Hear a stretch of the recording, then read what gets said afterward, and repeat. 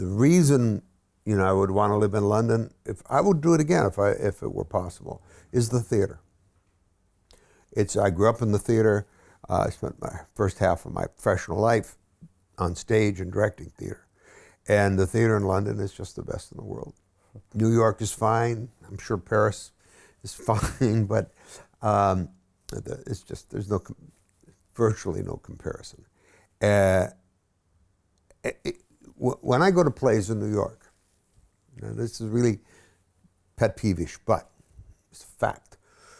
I understand 60-70% of what is said from the stage because American actors don't answer. It's about, about TV signs. And when I come to London, people pronounce their final consonants. And English is a consonant language. And so you can understand what is being said because they're trained. And the acting overall is always great. So I love this town. It's the most, I think London is beautiful, physically beautiful. I know this, sounds blasphemous, but I think London is far more beautiful than Paris.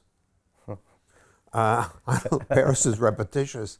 I mean, every street looks like every other street after a while. I mean, and London is, especially when it's uplit at night, it's just breathtaking. And the change from neighborhood to neighborhood is rich and history of all kinds and modern, and English architects are superb.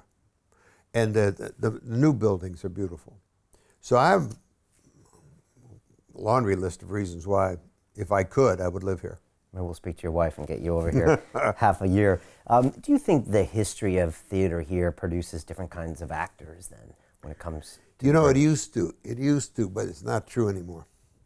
When I was working in the theater here in the 60s, there was clearly RADA, Lambda trained actors had the voice, and it was difficult for them, in many cases, to work on screen because they just couldn't get small enough. Couldn't tone it down. Because both actors start with the same. They bring a character to life within, but the stage actor gathers up that creation and projects it into the audience. The film actor creates within and then invites the camera toward them to look inside. And as a film actor, you don't want to do anything that would push the camera away from you. Whereas in the theater, it's the opposite. And a lot of Brits, when I was here in the 60s, just didn't know how to throw the switch. But not anymore. I mean, the quality of acting in the world, certainly in the English-speaking world, is breathtaking, I think. I mean, when you go to a play or a new TV series comes on, and they're wonderful, and you go, who are these people? And they come from the same line 100 deep at every audition. And they are so beautifully prepared to act roles that will never be written for them. I mean, the art of writing is decades behind the art of acting, these wonderful actors, thanks to the development of long-form television. When I saw Game of Thrones and the Vikings, right? I looked at those casts and I thought, all those guys who thought they were retired.